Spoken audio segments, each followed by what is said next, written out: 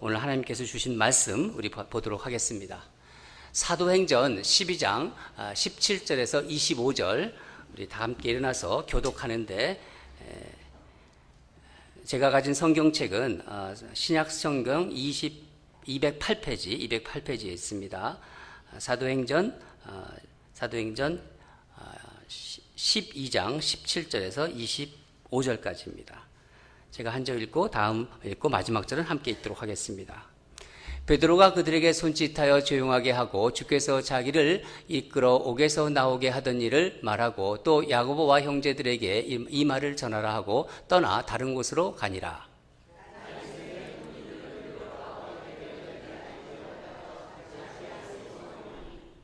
헤롯이 그를 찾아도 보지 못하매 파수꾼을 신문하고 죽이라 명하니라. 헤롯이 유대를 떠나 가이사라로 내려가서 머무니라.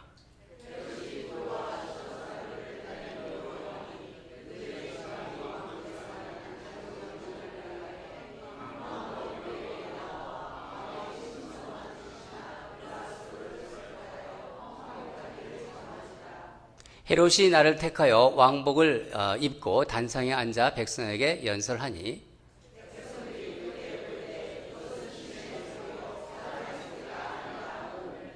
헤롯이 영광을 하나님께 돌리지 아니하므로 주의 사자가 고치니 벌레에게 먹혀 죽으니라. 함께 읽겠습니다. 바나바와 사울이 부조하는 일을 마치고 마가라는 요한을 데리고 예루살렘에서 돌아오니라. 아멘. 오늘 말씀은 성경이 나를 읽게 하라 하는 제목으로 말씀으로 교제하도록 하겠습니다. 여러분, 초대교회, 이 사도행전을 우리가 지금 오늘 보고 있는데, 이 초대교회의 위대함은 여러 면에서 이야기할 수 있지만은 가장 핵심적인 것 중에 하나는 말씀이 왕성하였다는 거예요.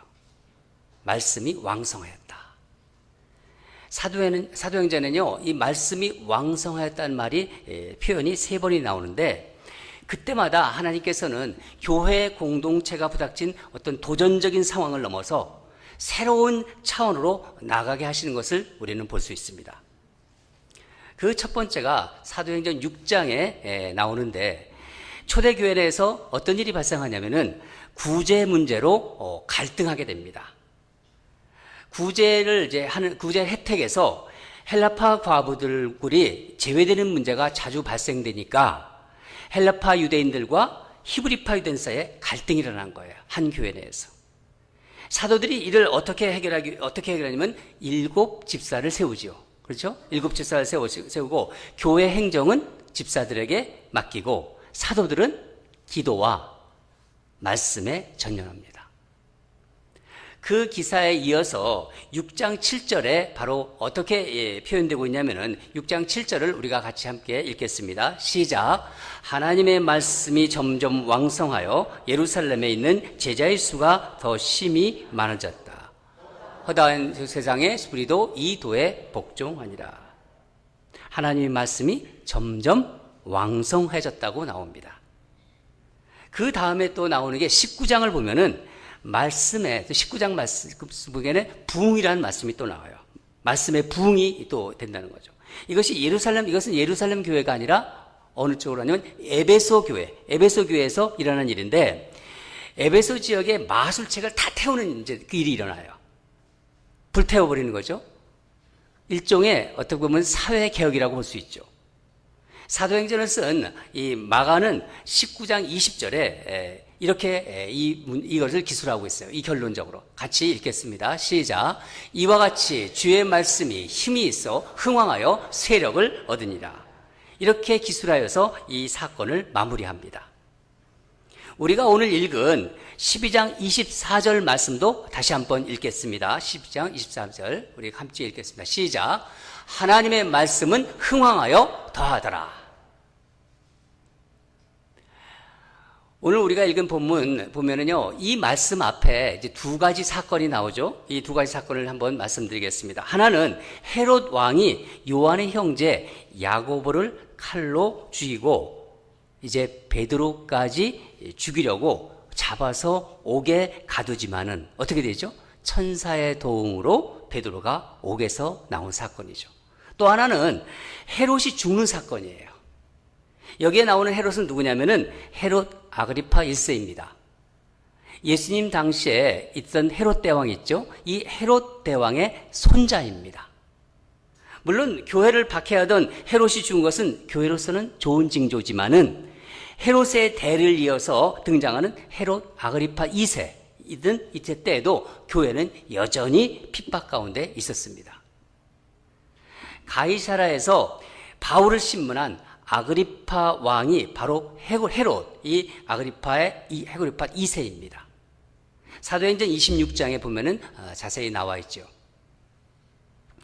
이런 핍박 가운데서도 말씀이 흥황하는 가운데 베드로는 옥에 갇혔지만은 풀려나잖아요. 또 요한의 형제 야고보는 또 죽는 일이 생깁니다. 한 사람은 풀려나고 한 사람은 죽는 일. 뿐만 아니라 주님은 이 시점에서 또 새로운 일을 시작하십니다. 12장 25절을 제가 한번 읽어드리겠습니다. 12장 25절인데 바나바와 사울이 부조하는 일을 마치고 마가라 하는 요한을 데리고 예루살렘에서 돌아오니라. 이 말씀은 사도행전 11장 27절부터 30절과 이어지는 바로 말씀인데 사도들이 이제 예루살렘에서 안디옥으로 와서 대흉년이 났다는 소식을 전합니다. 이 말을 들은 안디옥에 있는 제자들이 각각 자기 힘 닿는 대로 유대에 사는 형제들에게 이제 부조를 보내기로 작정하지요. 돈을 모아서 이제 바나바와 사울의 손에 통을 통해서 이 예루살렘의 장로들에게 전달합니다. 그 일을 마치고 그 일행이 돌아온 것이죠. 그리고 이제 사도행전을 쭉 보면은요, 이제 복음 사역의 중심이 바나바와 바울이 섬기는 안디옥 교회로 넘어가게 돼요. 그전에는 어디였죠? 예루살렘 교회와 베드로를 중심으로 했었어요. 물론 15장에 그 언급이 다시 나오고 있지만은 앞으로는 바울을 중심으로 하는 이방 사역, 이방인 전도 사역이 그게 중심이 되어서 이제 뻗어나가게 됩니다. 예수님께서 말씀하셨죠. 예루살렘과 온 유대와 사마리아의 땅끝까지 이르러 내 증인이 되리라. 주님이 명령대로 12사도가 이제 앞장서서 예루살렘과 온 유대의 복음을 전합니다. 사마리아는 이제 이 빌립과 그 일행이 전하게 되고 사마리아를 벗어난 땅끝까지 복음은 누가 복음을 전하게 되죠? 바울을 중심으로 해서 이제 퍼져나갈 것입니다. 여러분, 사도행전을 우리가 지난번에 봤지만은 사도행전은요, 성령의 역사를 강조해서 또 성령 행전이라고 부르기도 합니다. 성령의 은사가 곳곳에 나옵니다. 사도행전을 쭉 보면은요. 그렇죠? 성령 하나님에 대한 사모함이 또 간절해져요. 읽으면서 보면은. 성령이 오시니까 방언도 하게 되고 은사도 갖게 됩니다. 하지만 성령 하나님이 오신 것은 우리에게 정말 중요한 것을 시작하게 하기 위함입니다. 여러분, 그게 뭐라고 생각하십니까? 성령은 우리가 말씀을 깨닫게 해줘요. 말씀을 읽으면 말씀을 깨닫는 건 성령이 하십니다. 예수 그리스도를 믿게 합니다. 그 말씀을 또 전하기 위함이죠. 그러니까 성령은 성령 그 자체로도 역사하시지만은 결국 성령님께서 이끌어 주시는 것의 궁극적인 목적은 말씀이라는 거예요. 말씀이 내 안에 흥황하여 말씀대로 순종하고 말씀대로 따라가면서 예수님의 제자가 되며 그 말씀이 제자들을 통해서 힘있게 뻗어나가 세상에서 왕성해지는 것이죠. 저는 이것을 말씀의 주도성이라고 하고 싶습니다. 말씀의 주도성. 사실 이 말씀의 주도성은요, 당연한 거예요. 그리고 아주 자연스러운 것입니다. 왜냐하면 우리 주님이신 예수 그리스도는 바로 말씀이 육신이 되어 우리 가운데 거하신 분이에요. 그렇죠? 말씀이 육신이 되어서 우리 가운데 거하신 분. 예수님이 곧 말씀이 되는 거예요. 그렇죠? 말씀이 곧 예수님이기 때문입니다. 그래서 예수 그리스도를 나의 주님으로 영접한 우리는 내 지식과 내 경험으로 말씀을 읽는 것이 아니라 말씀이 주도적으로 나의 지식과 내 생각과 경험을 읽도록 말씀을 대해야 되는 거예요. 말씀을 우리가 읽을 때 늘 내가 말씀을 읽는다 생각하면요, 내 경험, 내 생각으로 말씀을 읽게 되는 겁니다. 내 감정까지도 말씀에 비추어 봐야 돼요. 나의 감정 있지 않습니까? 그것도 말씀에 비추어 봐야 된다는 거예요. 화가 나고 분하고 그것도 하나님 말씀에 비추어 봐야 됩니다. 여러분, 이것이 하나님의 말씀은 흥왕하여 더하더라. 이 복이 나에게 임할 때의 모습입니다. 그리고 이 복이 교회 공동체에 임할 때 그 공동체는 참다운 예수 공동체가 되는 거예요. 신약에서 살펴봤는데 구약을 한번 볼까요? 구약의 느헤미야 8장과 9장은 말씀이 내 안에서, 그리고 교회 공동체, 한 공동체에서 흥왕해지는 모습을 잘 보여주고 있습니다. 느헤미야의 그 솔선 수많은 지도력 가운데 이스라엘의 성벽 공사가 끝났어요. 끝나고 성벽 재건에 참여했던 그 이제 백성들이 다시 삶의 터전으로 돌아갑니다. 그런데 그들 안에 마음에 새로운 열망이 싹트기 시작했어요. 바로 말씀에 대한 갈망이었습니다. 온 힘을 다해서 성벽 공사를 하고 이제 그 성벽 공사를 방해하는 대적들도 다 물러갔는데 이 백성들이 마음에 허전함이 있었던 거예요. 그래서 그들은 어떻게 했느냐? 모두 수문 앞 광장에 모였습니다. 그리고 학사 에스라에게 모세의 율법책을 읽어주기를 청합니다. 그 구절을 우리가 다 함께 읽겠는데, 느헤미야 8장 5절부터 6절까지를 함께 읽도록 하겠습니다. 시작. 에스라가 모든 백성 위에 서서 그들 목전에 책을 펴니 책을 펼 때에 모든 백성이 일어서니라. 에스라가 위대하신 하나님 여호와를 송축하며 모든 백성이 손을 들고 아멘, 아멘 하고 응답하고 몸을 굽혀 얼굴을 땅에 대고 여호와께 경배하니라. 백성들이 하나님 말씀에 어떻게 반응했다고요? 일어섰죠. 일어서고 손을 들었어요. 손을 들고 아멘으로 응답하고 또 얼굴을 땅에 대고 여호와 하나님께 경배했습니다. 하나님에 대한 이 경외감이 말씀에 대한 경외감으로 나타난 것입니다. 그것뿐이 아니죠. 구절을 보면요, 백성들이 하나님의 말씀을 듣고 어떻게 반응을 나타냈냐면요, 울었다고 합니다. 말씀을 들으니까 울었다.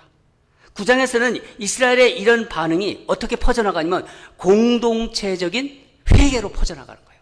온 백성들이 회개하기 시작한 거예요. 다 같이 느헤미야 9장 1절에서 3절을 읽도록 하겠습니다. 3절 시작.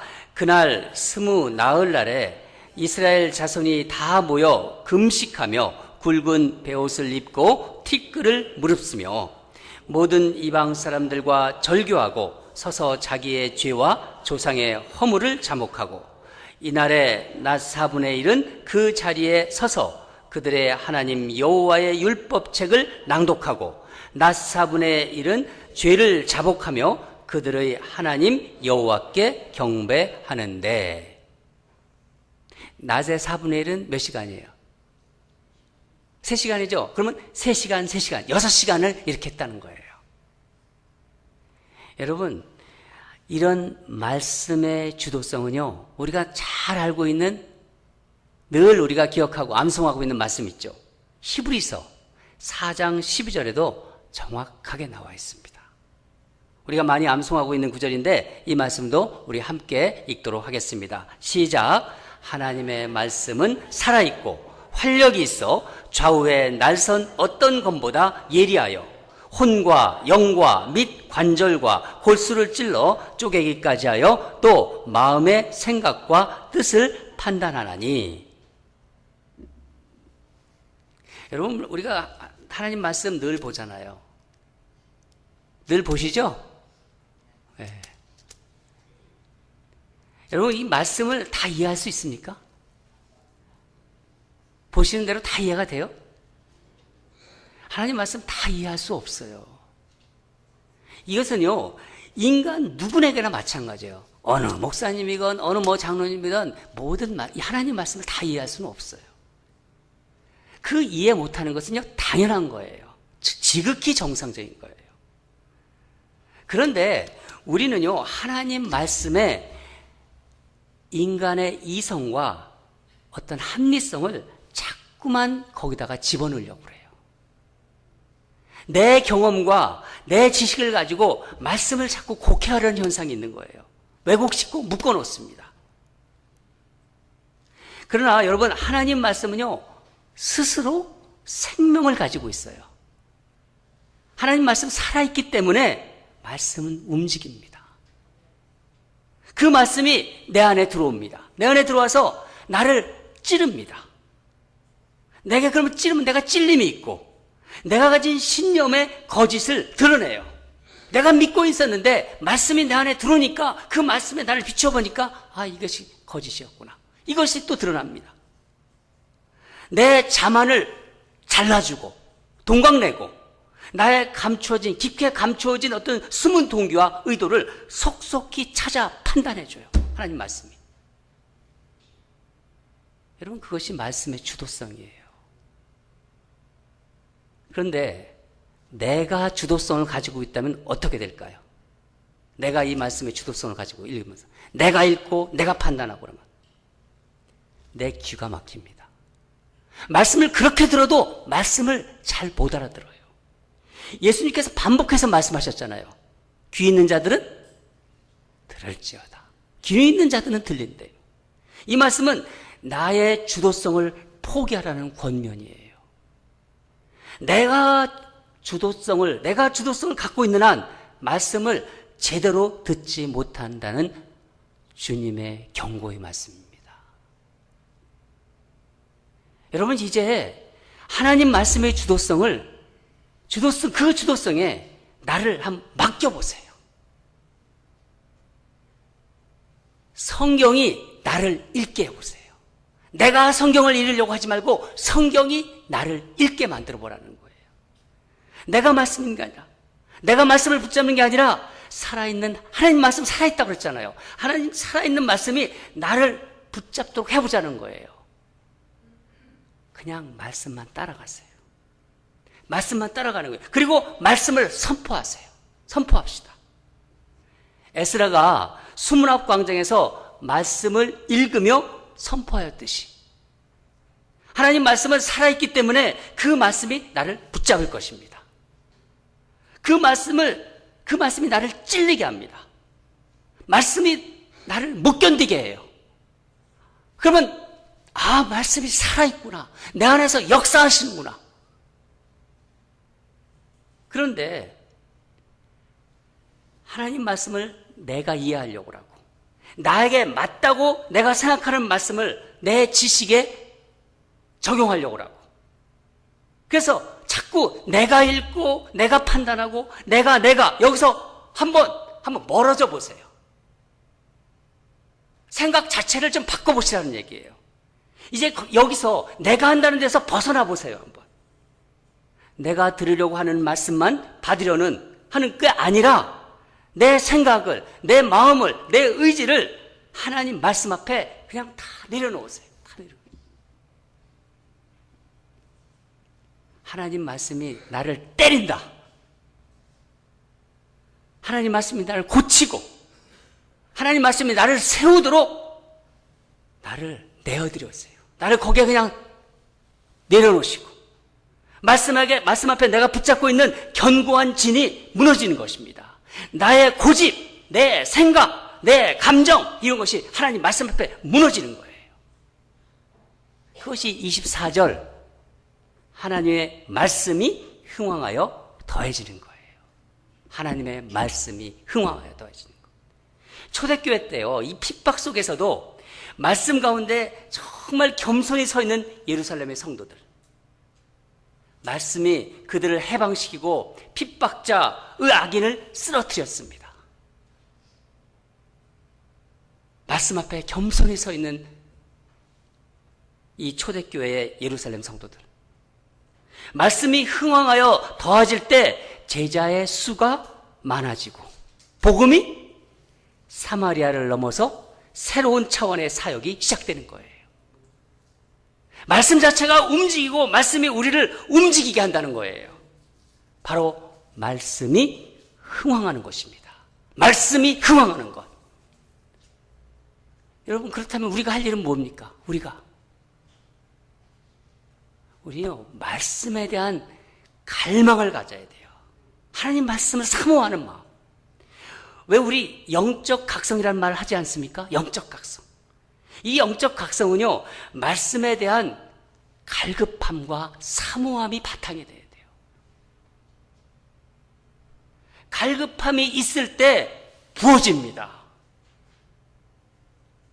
성벽은 세워졌지만 내 안에 무너져야 할 것이 있고 세워져야 할 것이 있음을 느끼는 영적 감각입니다. 저는 여러분의 목사로서 우리 교회 공동체의 그런 갈급함을 느낍니다. 우리 인랜드 온누리 교회 이 공동체에 이 갈급함이 느껴진다는 거예요. 우리에게는 하나님 말씀이 정말 필요합니다. 그냥 맹숭맹숭 보는 게 아니라 간절한 마음을 가지고 말씀이 나를 읽게 하는, 말씀을 나를 비추어보는 이런 것들이 필요하다는 거예요. 여러분, 말씀이 없으면요, 우리는 영적으로 죽은 거예요.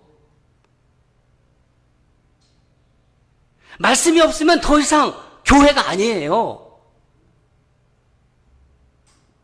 말씀이 없으면 우리는 성도가 아닙니다. 사단 마귀는요, 우리의 그런 절박한 갈급함에 어떡하죠? 죄를 확 뿌려요, 거기다가. 회방한다는 거예요. 어떻게 회방합니까? 맨날 바쁘대요. 분주하대요.